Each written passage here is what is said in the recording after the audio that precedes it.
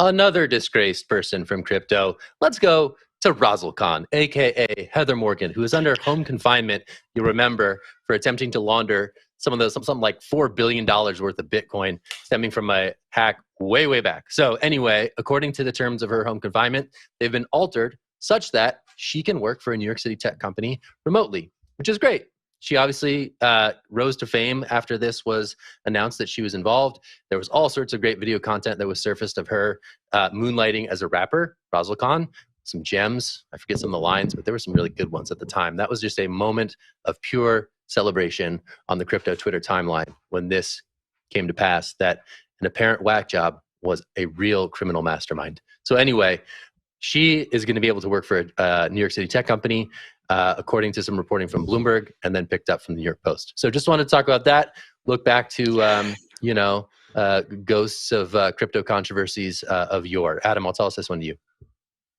Yeah, I think this is a funny story. Again, the important thing for me when it comes to all of this stuff is allegations. There are allegations that have been leveled against her. And so in the interim, she has the right to have a job. I'm glad that there are people out there who will employ her. I have zero personal investment in any of this saga myself, but it's always nice to see not the rush to judgment about guilt and preemptively canceling people for stuff that is allegations. We all have the right to be considered innocent until proven guilty. And I think that we're seeing that play out here in a way that's more positive than oftentimes we see. Well, I'll give it to Zach really quick, then I'll give a quick take. Yeah, I mean, it's worth going on the roll, right? This is about growth marketing, and I think she is very capable at harnessing attention, right? This is, she rose to fame in the wake of this massive revelation about Bitfinex, right, which was hacked in 2016. That value of those stolen and allegedly sought to be laundered Bitcoins had skyrocketed in value. But the content that she had been making in those intervening years was really about harnessing attention, right? And I think she even wrote on the topic at length on some old personal blogs that were dug up in the wake of this revelation. So hat tip to whichever risk tolerant company is able to extend that role to someone for whom it could be a good fit. It's my last take on it. I'll toss it to Will. Yeah, no, I totally agree with you. This is a fun little bit to the story that has been going on for quite a while, right? So I think this actually occurred in January or February of last year, where we found out that they had found the Bitfinex hackers, which Bitfinex, still a large exchange in the space, but kind of going back to our last comment about FTX, they were hacked in 2016. That really hurt them. And, they had all this Bitcoin that was out. They had to launch this other token called Leo to try to fill the hole within their balance sheet.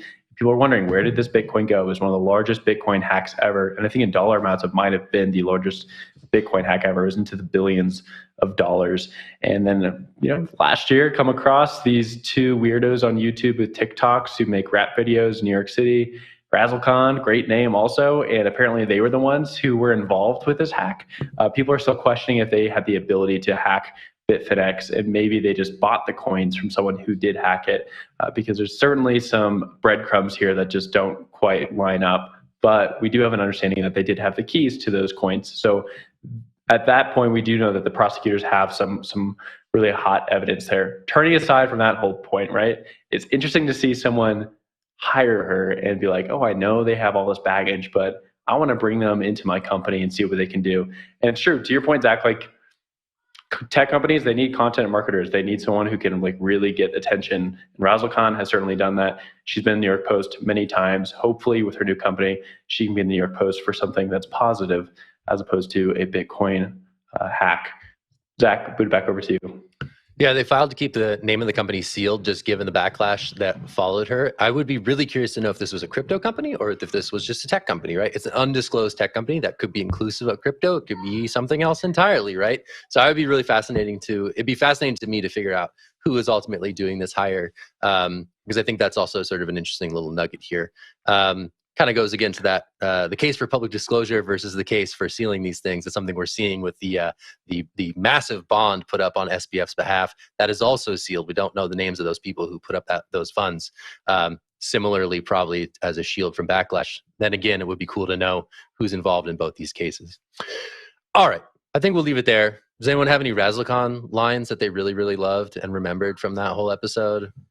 I just wish we had some videos to show. There's Check out the TikTok and YouTube channel. FW. Yeah, not safe for work.